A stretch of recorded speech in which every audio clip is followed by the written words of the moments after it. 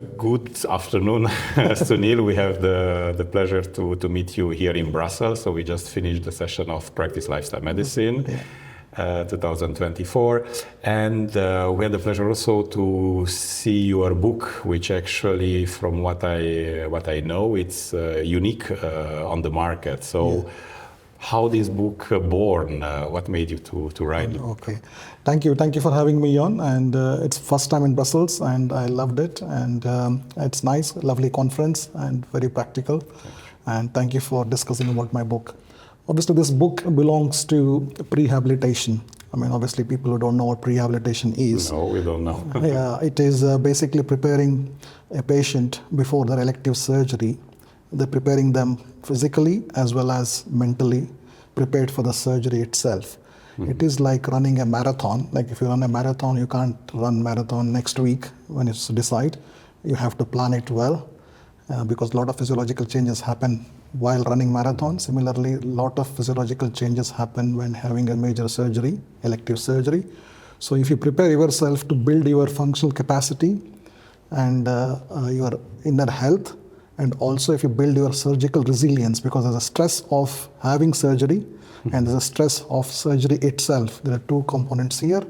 And if we use our lifestyle medicine related pillars to combat stress beforehand and improve nutrition and improve physical activity, it has been shown evidence-wise that the patients have a better surgical outcomes of the surgery. They get discharged from the hospital quicker compared to not having these pillars, prehabilitation. And also they have less stay in ICU if at all they need to go to ICU, because a lot of evidence is in major colorectal surgery patients and cancer surgery patients, also on total knee, total hip replacement patients. And some people who have been on this journey might, after a few weeks of prehabilitation, some people might have not needed a surgery as well because they improve their pain, like knee pain or a hip pain, then they might not need surgery. There are some cases like that. I understand. So, and what is also nice about your book, you describe real life cases. Yeah. So you show there what are the benefits of lifestyle pillars, lifestyle interventions in this approach. You wrote a book with a colleague? With my colleague. She is also anesthetist, Toni Brunning. And obviously we both are anesthetists, and we knew about these problems and the way approach our prehabilitation improves patient outcomes. We knew before getting into lifestyle medicine, obviously. But after getting into lifestyle medicine, when I compared this data to our pillars, obviously it is nothing but it's called lifestyle medicine in perioperative period. So obviously this is a new thing for lifestyle medicine colleagues, but obviously for anesthetists and surgeons it's already happening. What's happening is it could be unimodal, where only one of the component like physical activity can be used. In the previously when it started about 10, 15 years ago, you were using only one mode of prehabilitation pillar. But now there's a combination of pillars you can use: stress managing and also the emotions managing, and plus nutrition improving and physical activity. With multimodal approach, the outcomes are getting even better now. And it's because I could see from both ends, as an anesthetist as well as lifestyle medicine physician, I can see we can give it a nice holistic view. And the result is very nice. Very good, it's very good. And especially because you are a practitioner. As so well, yes. From your own practice, what do you consider that you describe there that each chapter, each pillar, it's the importance with evidence-based data.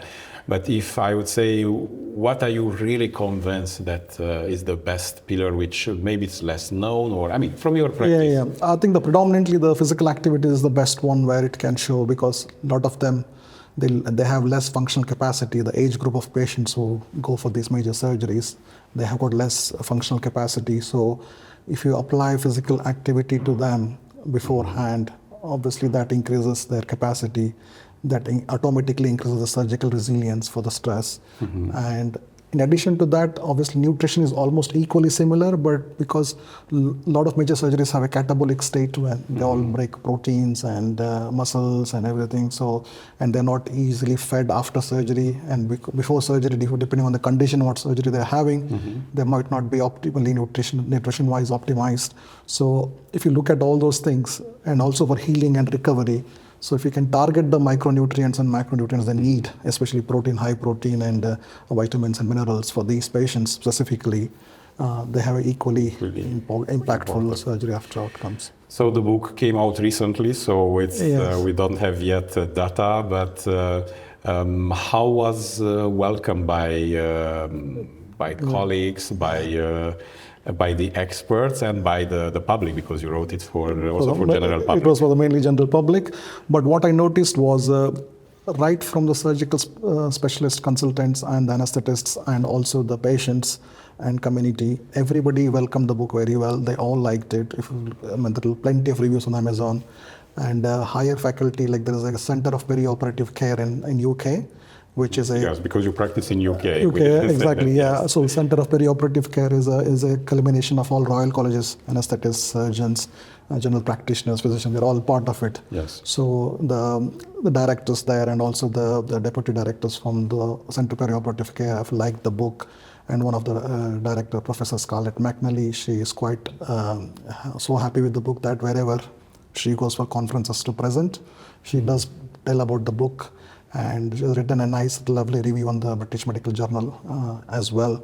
And in their own trust, where the Professor Scarlett McNally works, there is a small charity which we call Bay of Friends, like the hospital charities. And they bought a bulk books for their patients. Oh. So again, thanks to Professor Scarlett McNally, because she understands why it is so important.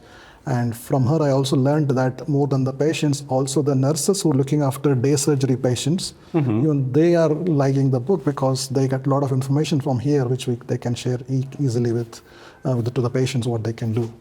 So, thank you very much for sharing with us about the book, how the book was born, and the impact what has until now.